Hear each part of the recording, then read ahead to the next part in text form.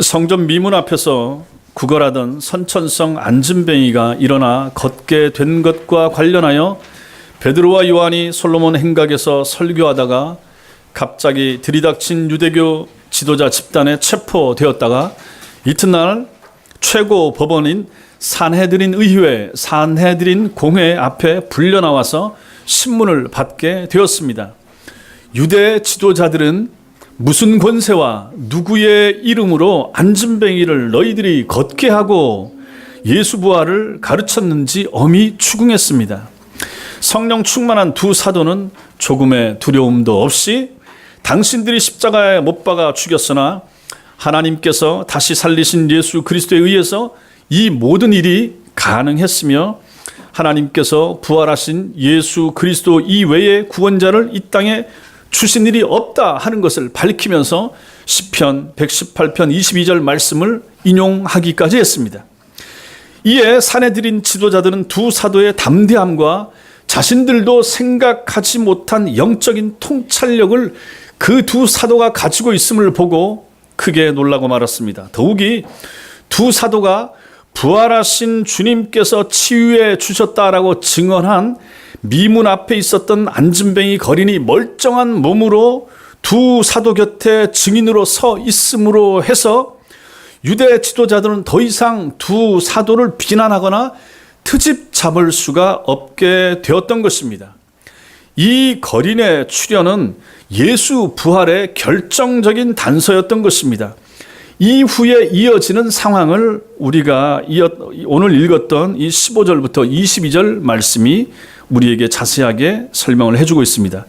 오늘 우리가 읽었던 말씀 가운데서 주목해야 될 말씀이 있는데 그것이 바로 20절입니다. 20절에 보면 우리는 보고 들은 것을 말하지 아니할 수 없다. 이렇게 담대하게 말하지 말라. 너 나가서 이제 내 보내줄 테니까 입 다물고 가만히 있어라고 위협하는 이 유대 지도자들 앞에서 담대하게 베드로와 요한이 하는 말이 이 말입니다. 우리는 보고 들은 것을 말하지 않을 수 없다. 이 말씀은 여러분과 저에게 우리에게 복음의 능력이 무엇인가, 진정한 복음의 영향력이 무엇인가 하는 것을 우리에게 잘 보여주고 있습니다.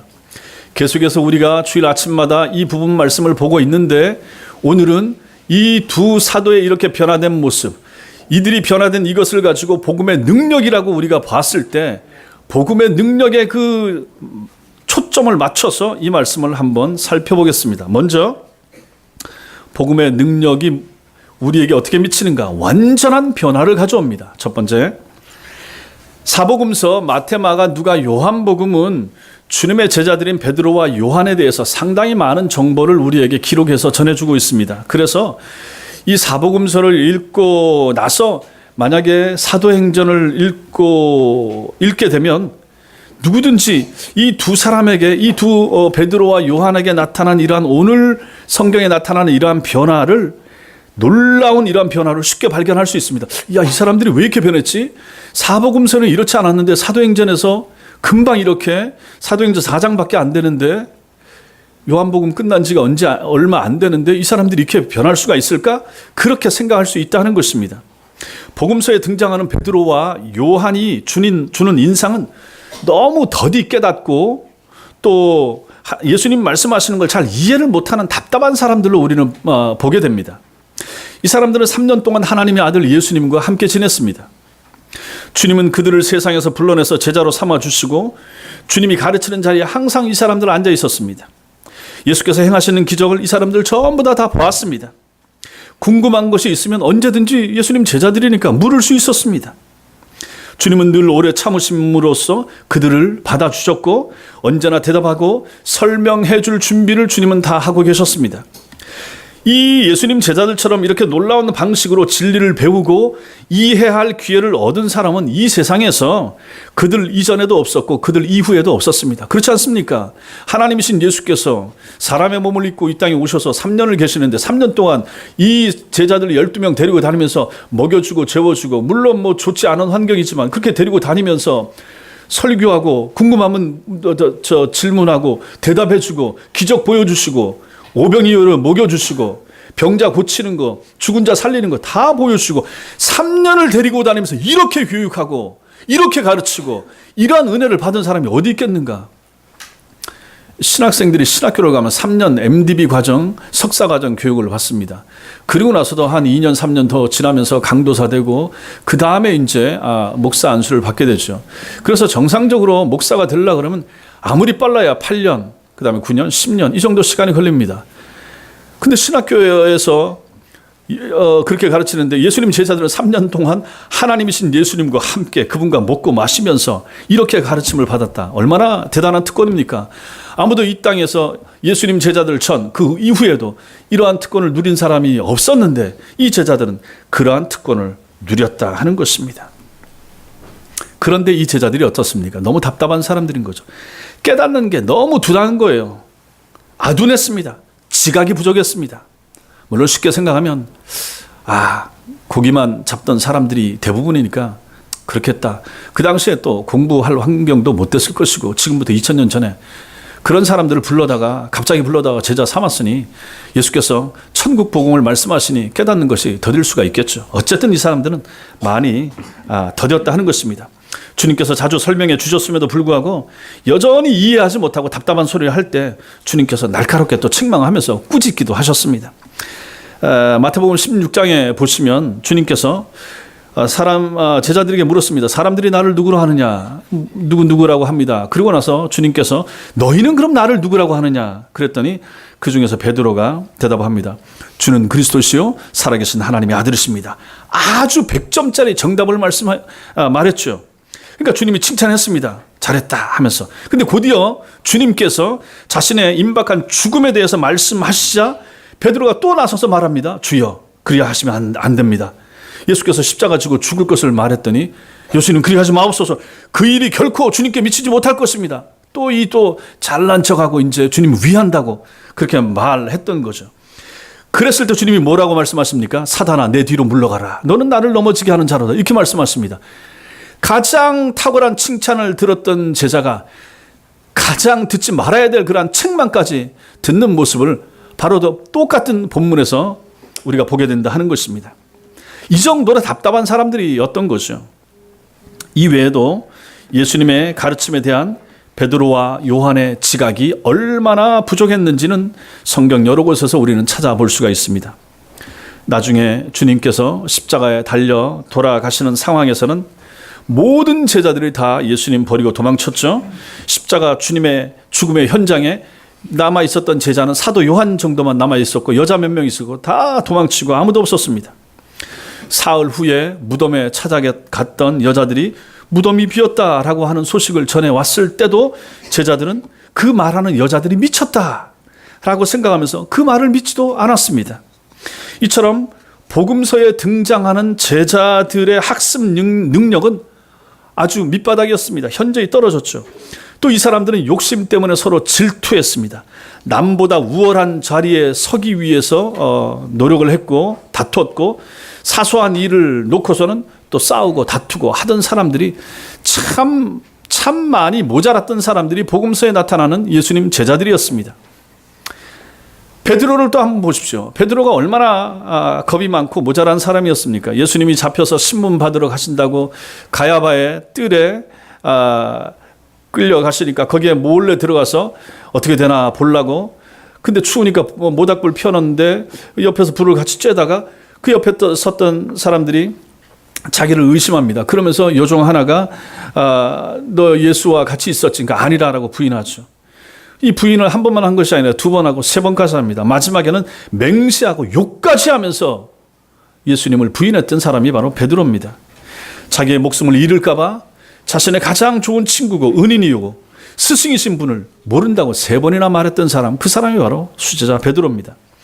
그래서 마가복음 14장 50절에서는 이런 제자들의 모습을 한 문장으로 요약을 하고 있습니다. 제자들이 다 예수를 버리고 도망하니라. 이게 제자들의 현 주소였던 것입니다. 3년을 가르쳐 놨더니 마지막 잡히는 순간에 다 도망쳤다 하는 것이죠. 그런데 오늘 본문에 나오는 변화된 베드로와 요한의 모습을 한번 보십시오. 알아볼 수 없을 정도로 달라졌습니다. 똑같은 사람인가? 똑같은 베드로와 요한인가? 도망쳤던 사람 아닌가? 예수를 3번이나 부인했던 사람 아닌가? 그 사람이 어쩌면 이렇게 달라졌지? 라는 생각이 들 정도로 달라졌습니다.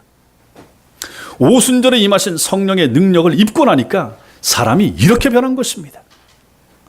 이제 사도들은 진리를 명확하게 파악하고 있을 뿐만 아니라 잘 알았습니다. 예수의 말씀의 의도 정확하게 깨달았습니다. 이제 깨달으신 거죠.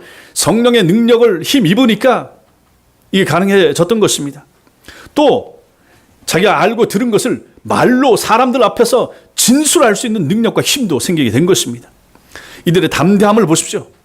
이들은 산헤드린 의회 그 71명 그 사람들 그 쟁쟁한 유대 전체 지도자들 앞에 서서 이 보잘것없는 두 어부 출신의 사도들이 서서 당당하게 할 말을 다 하고 있는 이들의 모습을 보시라 하는 것입니다. 이렇게 변화됐습니다. 이처럼 복음은 어떤 사람의 삶의 중심부터 변화시키기 시작해서 결국은 그의 삶 전부를 변화시키는 강력한 힘, 이것이 바로 복음이라 하는 것입니다. 여러분과 제가 예수를 믿는다고 할 때, 여러분과 제가 복음 안에 있다고 할 때 이 복음의 능력이 바로 이런 힘이라 하는 것입니다. 복음은 우리가 기존에 가지고 있는 것에 뭐 첨가한 거, MSG처럼 집어넣은 뭔가가 아니라 하는 것입니다. 책이 있고 본책이 있고 별책 부록처럼 따라오는 것, 이것이 복음인가? 아니라 하는 것입니다. 기존의 삶을 사는데 여기가 뭔가 추가해가지고 내 인생을 좀 더 가치 있게 좀 격조 있게 살아볼까? 그러려면 무슨 종교를 갖는 게 좋을까? 기독교가 낫지 않을까? 많은 사람들이 나가니까 그럼 나도 교회 한번 나가볼까? 라고 해서 믿음을 갖게 되고 신앙생활을 하게 되는 정도의 그러한 복음과 기독교가 아니라 하는 것입니다.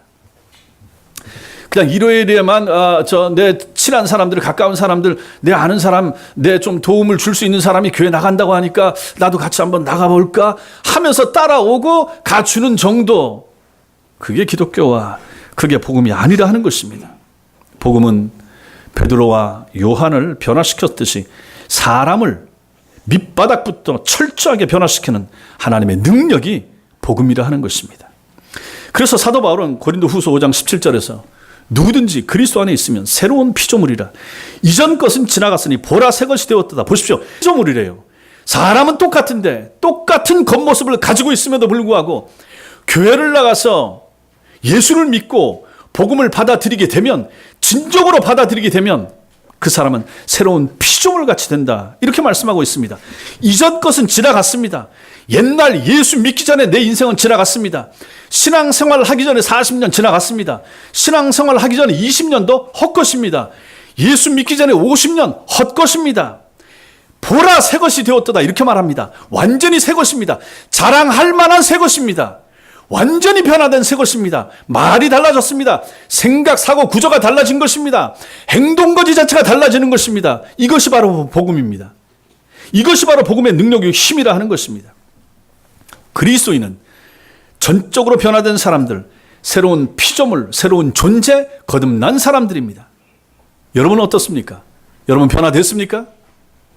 여러분 점검을 해보십시오. 두 번째로, 복음은 성도를 지배하는 그 무엇입니다. 이 두 번째는 첫 번째 사실로 말미암아 필연적으로 나타나게 되는 현상입니다.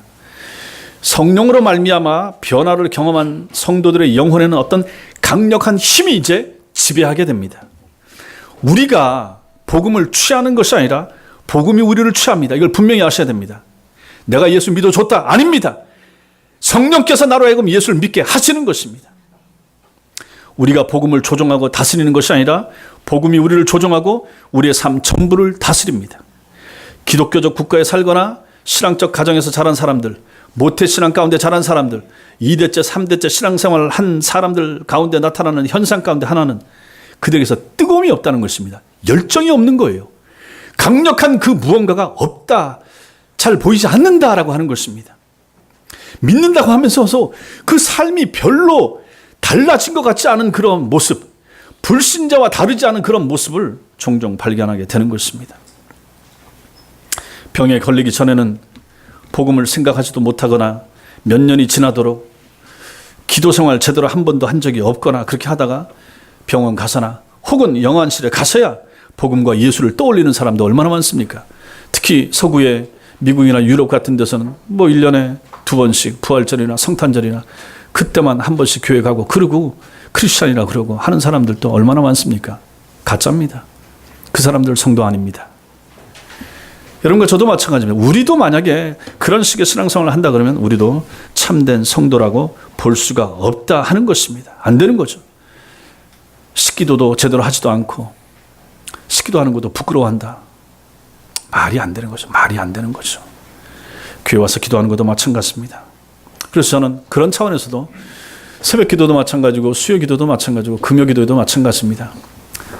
앞으로는 제가 기도 형식을 어떻게 또 바꾸게 될지 모르겠지만은 지금은 크게 기도 제목 드리고 한 2번, 3번 이렇게 기도하고 말씀 간단하게 보고 개인 기도 시간을 드립니다. 수요일 날은 개인 기도하는 시간이 한 20분 정도 이렇게 되고 제가 주기도하고 마칩니다. 금요일 날은 개인 기도 시간을 충분히 이제 드리고 각자 자유롭게 돌아가시게 합니다.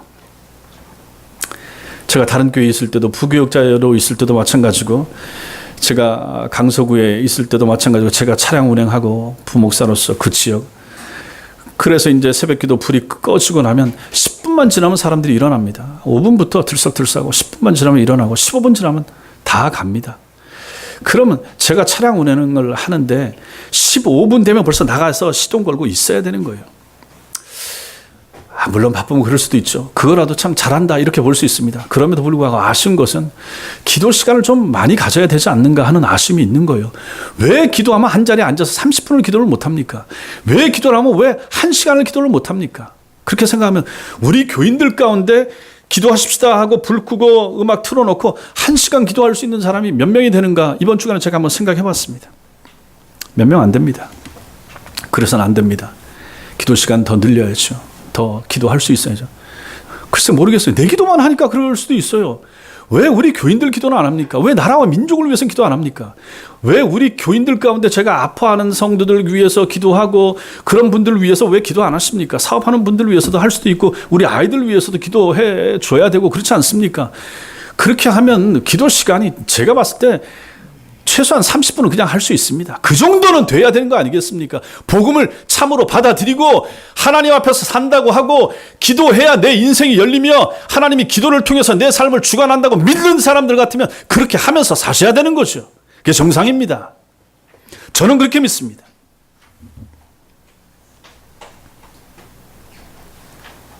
복음은 예수 그리스도와 느슨한 관계를 맺거나 예수 그리스도와 뭐 애매모호하게 소속되어 있는 그 무엇 이거는 아닙니다. 복음은 사도행전에 나오는 사람들을 보면 마음 중심에 있었습니다. 그들의 삶의 심장부를 차지하고 있었던 그 무엇이었습니다. 복음은 그들의 영혼을 강력하게 장악하고 있었던 것입니다. 그래서 베드로와 요한은 하나님 앞에서 오늘 여기 말씀 하나님 앞에서 너희 말 듣는 것이 하나님의 말씀을 듣는 것보다 옳은가 판단하라 이렇게 말하고 있지 않습니까? 20절에서는 그래서 우리는 보고 들은 것을 말하지 아니할 수 없다라고 얘기했던 거죠. 기독교 역사 속에서 순교자들과 목숨을 걸고 신앙을 고백한 사람들의 삶을 들여다보면 그리스도와 복음이 그들의 주인이었다 하는 것을 금세 알 수 있습니다. 주님께서 당신의 핏값으로 그들을 사내셨습니다. 그들은 사단의 종에서 주님의 종으로 신분이 바뀌었습니다. 그들은 더 이상 자신만을 생각하거나 가족들의 안위를 걱정하는 그런 나약한 사람들이 아닙니다. 그들은 그들 영혼 속에 새겨진 그 복음의 명령과 그 복음의 통제를 받는 사람들이 되고 말았던 것입니다. 사도들이 그랬고 순교자들이 그랬습니다. 참으로 예수를 바르게 믿는 사람들이 이렇게 사는 것입니다. 그러므로 만약에 여러분의 신앙이 여러분 영혼과 삶을 지배하지 못하고 그저 주변에만 맴돌고 있다 그러면 그 신앙은 참된 신앙이 아닌 것입니다. 그냥 여러분들의 신앙이 기독교 신앙이 액세서리처럼 그렇게 귀걸이나 코걸이처럼 이렇게 달린다 그러면 그것은 참된 신앙이 아니라는 것입니다. 참된 신앙은 우리 자신이 복음에 정복당하여 복음이 우리를 지배하는 신앙입니다. 내가 예수를 믿어지고 내가 알아서 적당하게 신앙생활을 할 것이라고 생각한다면 그 사람은 아직 복음의 지배를 받지 못하고 있는 사람입니다. 여러분이 복음을 받아들이는 것이 아니라 복음이 여러분을 지배하는 것이고 그 복음의 힘이 여러분의 삶을 주관하게 되는 것입니다. 그래서 우리가 진정으로 회심하고 복음을 받아들이게 되면 그때부터 우리는 매이게 됩니다. 그때부터 우리는 예수에게 매이게 됩니다. 그때부터 우리는 성경에 매이게 사로잡히게 되는 것입니다. 코란을 받아들이게 되면 그 사람은 이슬람교회, 이슬람에 매이는 것이고, 불경을 좋다라고 생각하면 그 사람은 불교에 매이는 것입니다. 기독교는, 그리고 복음은 모든 것을 그리스도 안에 둡니다. 그리스도께서 여러분의 인생과 삶의 주인이 되시는 것, 이것이 바로 복음이고 이것이 바로 기독교입니다. 여러분을 지배하는 근본 정신이나 가치가 무엇입니까? 한번 생각해 보십시오. 그냥 설교라라고만 생각하지 마시고 여러분 정신세계를 지배하고 있는 것이 무엇인가 한번 물어보시라 하는 것입니다. 건강이 최고다. 건강해야 된다. 건강, 가족 건강, 자식 건강. 건강이 여러분의 생각을 지배하고 있는가? 돈이 최고다. 돈을 많이 벌어야 된다. 돈이면 다 되더라. 나도 돈 벌어야 되고 자식들도 돈 벌어야 되고 돈 잘 벌 수 있는 길, 방법 찾아보자. 복권도 사고 뭐도 해보고 한번 해보자. 형편만 되면 뭐 해보자.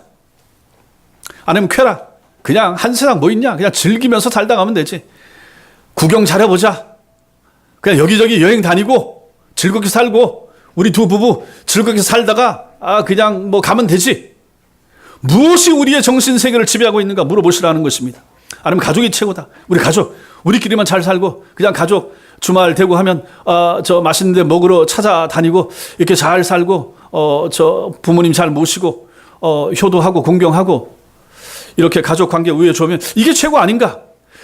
그렇게 하기 위해서 예수 그리스도의 이름이 필요하고 그렇게 되는데 뭔가 좀 도움이 되면 기도도 좀 하고 신앙생활도 하고 무엇이 중요한가? 건강이 중심이 되고 돈이 중심이 되고 쾌락이 중심이 되고 가족이 중심이 되고 이 중심이 되는 것들을 돕는데 양념처럼 예수가 필요하고 복음이 필요하고 교회가 있었으면 좋겠고 그렇다 그러면 그 신앙은 가짜라는 것입니다. 고쳐야 됩니다. 우리 교회에서는 앞으로도 마찬가지로 저는 그렇게 가르치지 않습니다.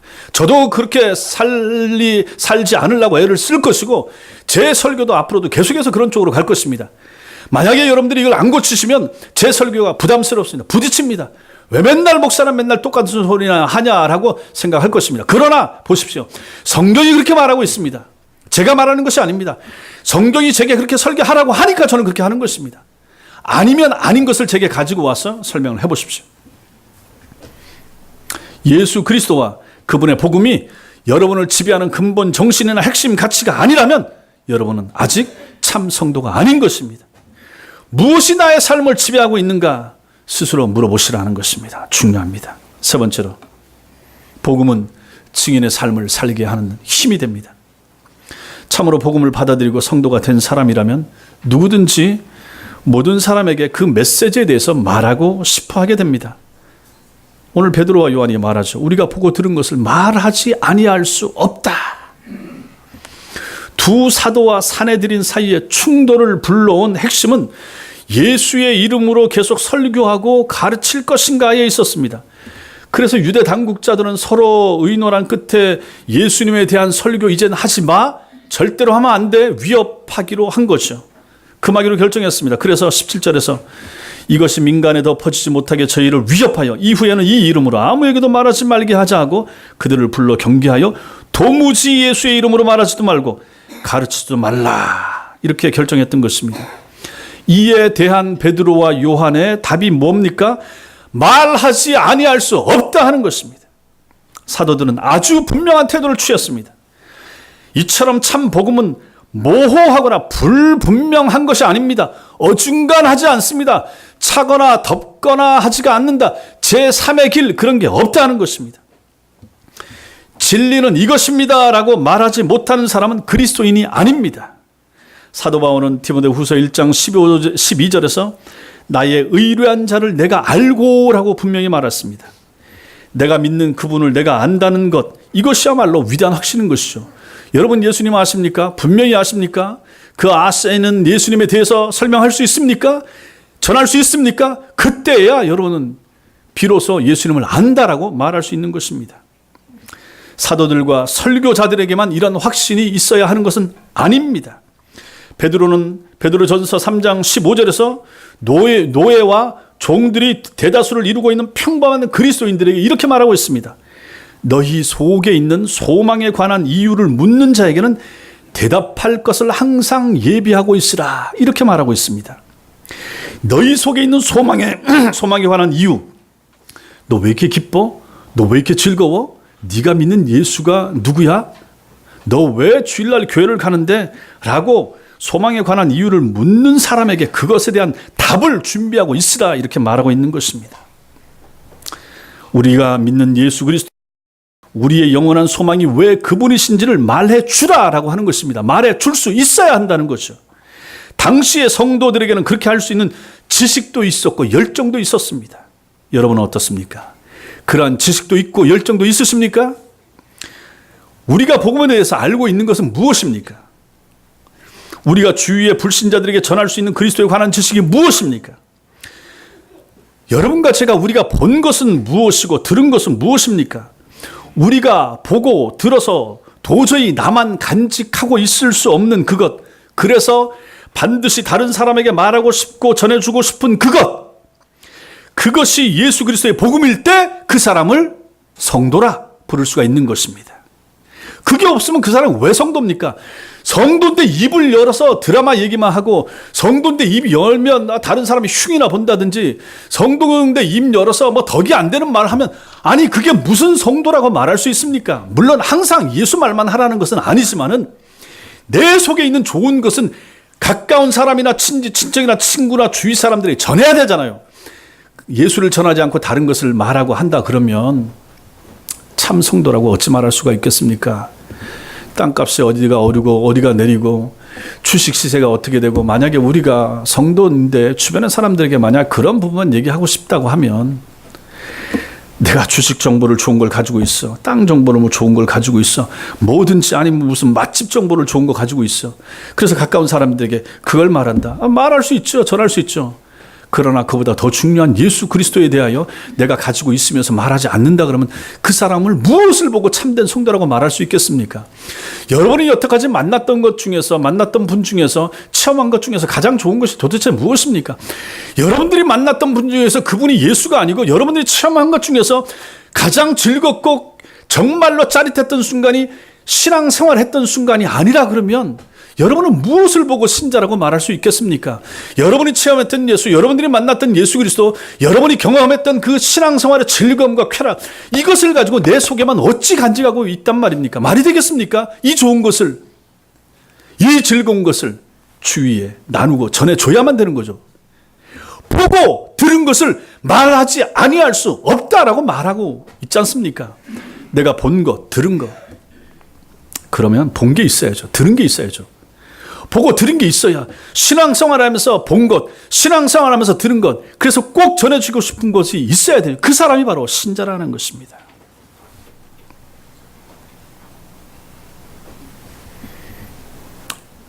반대로 말하면 주위 사람들에게 들려줄 복음 안에서 들은 것과 본 것이 없는 사람은 아직 성도라 부르기 어려운 사람이 되는 것입니다. 주 예수님을 인격적으로 체험하여 본 것이 있고 들은 것이 있어서 그것을 전하고자 힘쓰는 사람을 바로 성도라 말하고 주님의 일꾼이라 이렇게 부르는 것입니다. 또한 사도들에게는 변명하는 태도나 마지못해 하는 태도가 없었습니다. 자신들이 전하는 메시지를 부끄러워하는 마음도 도무지 없었습니다. 조금도 없었습니다.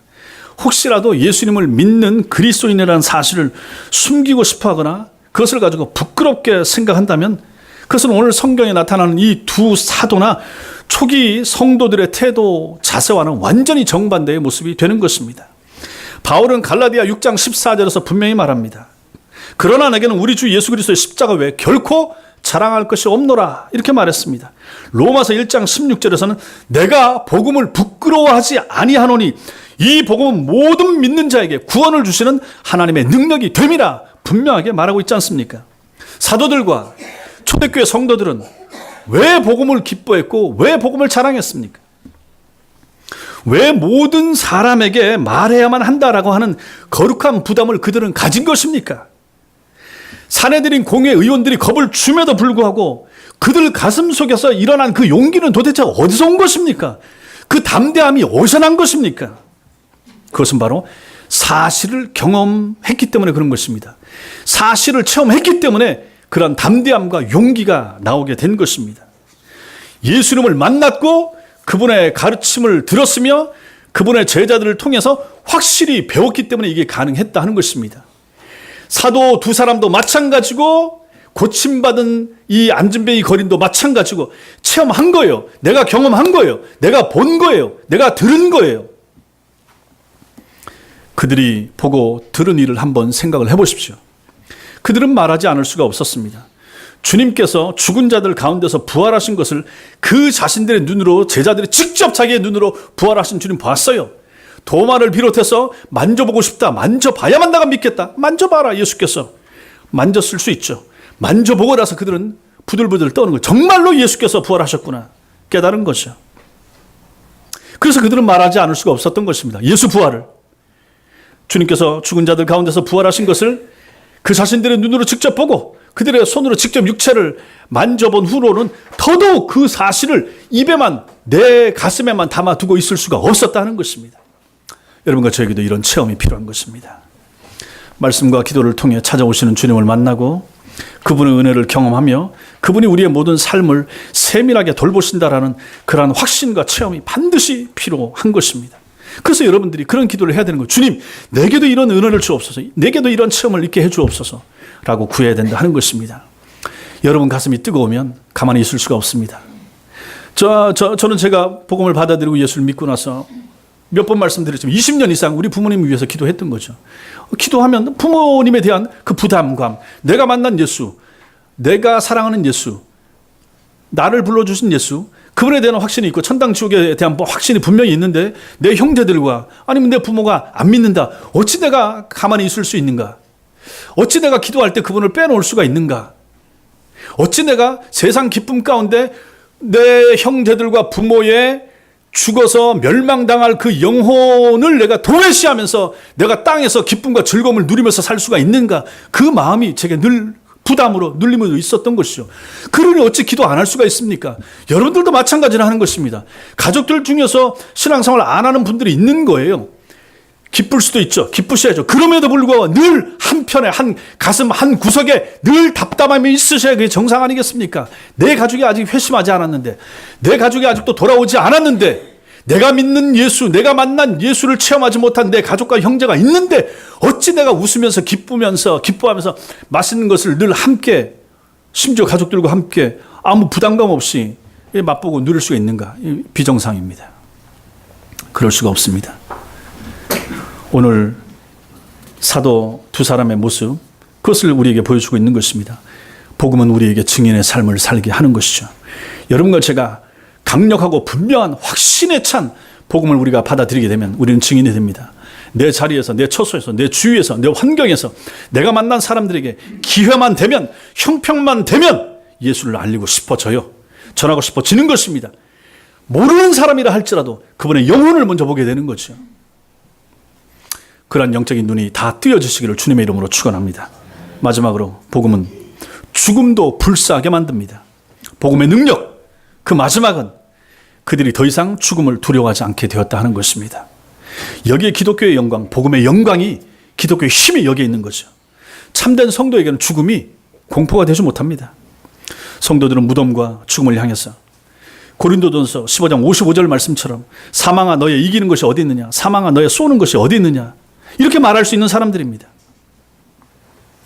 오늘 본문에 나타난 베드로와 요한의 태도가 바로 이런 것입니다. 우리를 죽여봐라. 우리 죽음 두렵지 않다. 이전에는 두려웠지만 이제는 더 이상 두렵지 않다. 죽음은 우리에게 더 이상 공포를 주지 못하고 무덤은 끝이 아니다.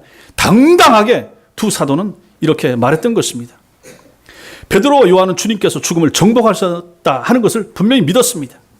그들은 죽으면 주님이 다스리신 나라도 들어간다, 안내된다 하는 것을 이 두 사도는 확신했던 것이죠. 모든 순교자들의 마음속에 이런 죽음에 대한 확신이 있었다 하는 것입니다. 그러나 불신자들은 그렇지 못합니다. 얼마 전에 젊은 사람들은 잘 모를 수도 있는 유명한 영화배우 신성일 씨가 세상을 떠났습니다. 불교 중이 와서 집전하는 걸 보니까 뭐 불교 신자였을 것 같습니다. 엄앵란 씨도 마찬가지고. 그래서 저는 이제 그분들의 마지막 남긴 말을 봅니다. 자기 아내한테 뭐 고맙고 뭐 미안했다라고 그렇게 말 남기고, 그 엄앵란 씨는 자기 남편을 향하여 천국 가선가 어디 가서 다음 생에서는 순두부 같은 여자 만나가지고 뭐 부드럽게 잘 뭐 살라고 하든가 뭐 그런 말을 하더라고요. 그런 말들이 얼마나 헛것인가, 얼마나 쓸데없는 말들이 되는 것인가. 죽음을 모르니까, 죽음 다음 생애를 모르니까 무슨 말인들 못하겠습니까? 누구든지 다 들어갈 수 있는 천당이 아닌 거예요. 유명하다고 해서 들어갈 수 있는 하나님 나라가 아닌 것입니다. 땅에서 명성이 있었다고 해서 하나님 나라 다 들어갈 수 있는 것 결코 아니라 하는 것입니다. 심지어는 교회 안에 앉아있는 성도들 가운데서 숱한 사람들이 저는 훗날에 하나님 나라에서 만나지 못할 것이라 생각합니다. 심지어 목사와 장로, 권사들 중에서도 못 만날 사람들이 꽤 될 것이다. 성경의 가르침을 보면 충분히 그렇다 는 것입니다. 참 복음에 의하여 자기의 영혼과 삶이 변화되지 않고 지배되지 않는 사람이 어찌 그 하나님 나라에 들어올 수 있는가? 아니, 순교자들은 그렇게 죽기까지 그렇게 살다가 하나님 나라 들어가는데 대충 적당하게 자기 할 거 다 하고 땅에서 누릴 거 다 누리고 볼 거 다 본 사람도 하나님 나라 들어갈 것 같으면, 아니 그 순교자들이 너무 안 됐잖아요. 그렇게 살지 마실지, 그렇게 일찍 왜 돌아가셨어요? 라고 묻고 싶지 않습니까? 하나님 나라가 그렇지 않다 하는 것입니다. 호락호락하지 않은 거예요. 이 땅에 있는 성도들이 생각하는 것만큼 적당히 대충 해도 들어갈 수 있는 나라가 하나님 나라가 아니라는 것입니다. 제가 이렇게 설교를 했더니 어떤 분이 우리 교회 와서 듣고 안 나오시고 한 번 나왔다가 듣고 다음에 전도하다 만났는데 그 교회 안 가고 싶어요. 왜요? 목사님이 지옥 얘기를 너무 하고 너무 무섭게 얘기해가지고 본인은 감리교회 다녔었는데 지옥 얘기나 이런 얘기, 죽는 얘기 잘 안 들었는데 여기는 그 얘기를 해서 무섭다고 그래서 안 나오겠다고 이런 얘기 하시는 분도 들었습니다. 여러분들 어떻게 생각하십니까? 그렇게 생각하시면 안 됩니다. 주님께서는 마태복음 10장 28절에서 몸은 죽여도 영혼은 능히 죽이지 못하는 자들을 두려워하지 말고 오직 몸과 영혼을 능히 지옥에 멸하시는 자를 두려워하라. 이렇게 말씀하셨는데 과연 그러한 믿음을 그 두 사도는 가지고 있었던 것입니다. 두 사도들은 육체만을 죽일 수 있는 자들을 두려워하지 않고 영혼과 육체를 멸하시고 지옥으로 보내실 수 있는 그러한 하나님을 두려워하는 믿음이 그들에게 있었던 것입니다. 그래서 눈에 보이는 사내들인 공회원들이 두렵지 않고 보이지 않으시는, 그러나 인생을 심판하시는 하나님을 두려워했던 것입니다. 베드로와 요한에게 중요했던 것은 자신들과 주님과의 관계였고 그들에게 가치가 있었던 것은 예수 그리스도를 아는 지식이었던 것입니다. 만약 그 두 사도에게 그들에게 주님 없는 세상 영화, 세상 부귀 다 주어져 보십시오. 줘보십시오. 어떻게 했겠습니까? 그저 공허하게 여기고 싸구려 장식처럼 취급했을, 쓰레기 더미로 간주했을 것입니다. 그렇게 간주했을 것입니다. 안 그렇습니까? 사도 바울은 배설물같이 여기지 않았습니까? 우리가 그렇게 귀중하게 여기는 것을 믿음의 사도들은 배설물처럼 쓰레기 더미처럼 그렇게 여겼다 하는 것입니다. 그들은 참으로 이 세상에서는 아무 가진 것이 없어도 오직 예수 그리스도 한 분만으로 만족하며 살았던 사람들입니다. 참된 기독교, 참된 복음은 사람을 이렇게 만드는 힘을 가지고 있습니다.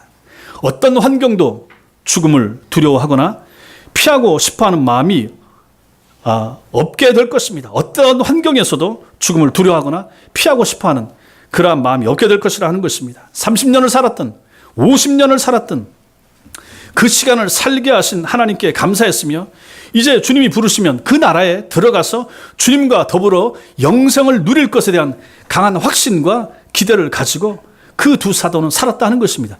이것이 바로 성도의 삶이라 하는 것입니다.